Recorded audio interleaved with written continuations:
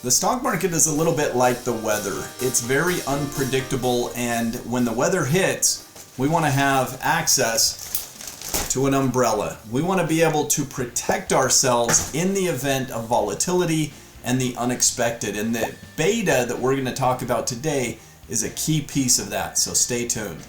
Hi, I'm Halliday. I've been trading and investing in the financial markets for almost 25 years now. I've taught hundreds of thousands of students worldwide how to take control of their investments, and beta is one of those principles that we need to understand. So as a former Series 4 option principal, I was in charge of risk management at the firm.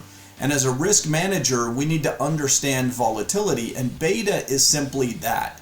It's a measurement of how much volatility the asset has that you're trading. So the stock market beta is 1.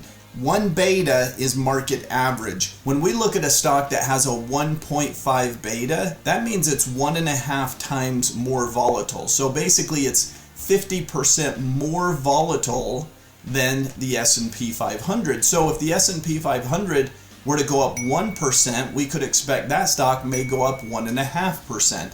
If the S&P goes down 1%, that stock may go down about 1.5% because that's its volatility. It swings more wildly. Now, something with a below 1 beta would be less volatile than the stock market. And your portfolio is going to be a mixture of stocks that are more volatile than the market and less volatile than the market. So how are you going to protect your portfolio, and how are you going to protect those positions individually? Let's dive in. Now, there's a couple of ways that we can reduce portfolio volatility. One of those is through diversification. Diversifying the portfolio across a variety of different sectors will take down the volatility, and that's because some sectors move with the S&P 500, some move to the beat of their own drum. An example of this might be the gold markets or the energy markets. They're going to move independent oftentimes of the S&P 500, whereas financials, that sector, is going to move very in step with the S&P. So why would gold or something like that perform well in a down market? A lot of that has to do with where it operates. People tend to buy gold when they're seeking a safe haven, when they feel like the market is a little too volatile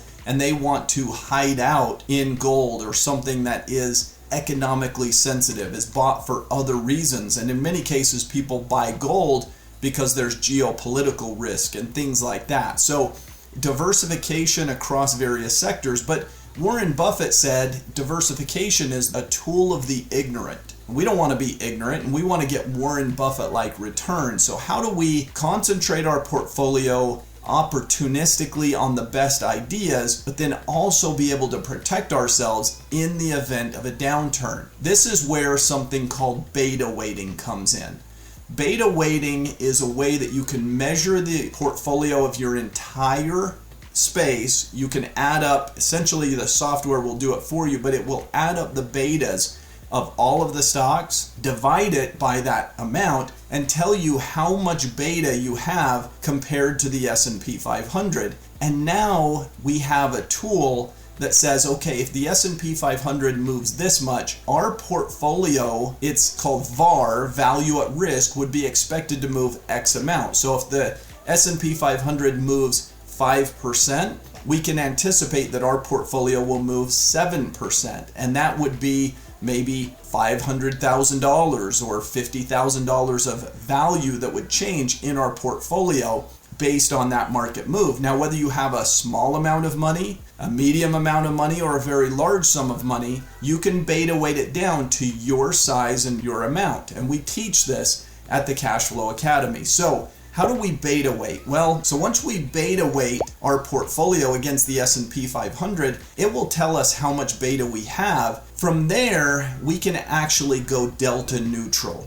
And this is an advanced concept of basically we can put on hedges that offset what we have in the portfolio. Now we do this in times of uncertainty, in downward markets, in times of volatility, because in those moments, if we can mitigate the downside, imagine that the S&P 500 goes down 20% and people in their 401ks and IRAs are losing 20%, but you're able to lose 2% or break even or even make 2 or 4% during that period of time. That's huge outperformance. That's huge. Another term, what they call alpha, outperforming the broader markets. And then when the markets recover, we're able to capitalize on all of that recovery, but we mitigated the downside. And that's a big part of what beta weighting can do, is it basically battens down the hatches. When the volatility, the bad weather comes, we have an umbrella. We have a way to protect ourselves and make it less bad. Now, we might still get a little bit wet, but if you've got that umbrella over your head, a few raindrops sneak in, right? Your shoes get a little bit wet, but you're basically dry. And that's the idea behind hedging and protecting yourself, is to mitigate most of the downside risk. Now, stock selection is a big part of understanding beta. If you are risk averse, you might choose lower beta stocks. So your universe of stocks would be more Kellogg's and Coca-Cola and things with low beta. If you're more seeking capital gains, you want to have growth stocks, opportunistic stocks that could really grow dramatically, you're going to look for higher beta names. Those would be the Nvidias and Teslas of the world.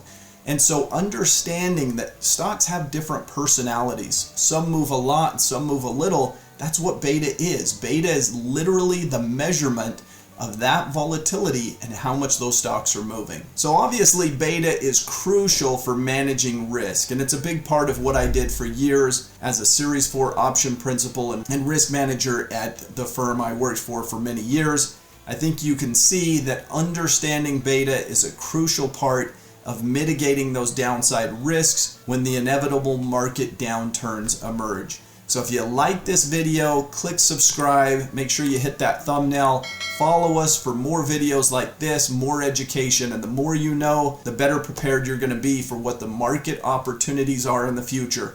Thanks for joining us. We'll see you next time.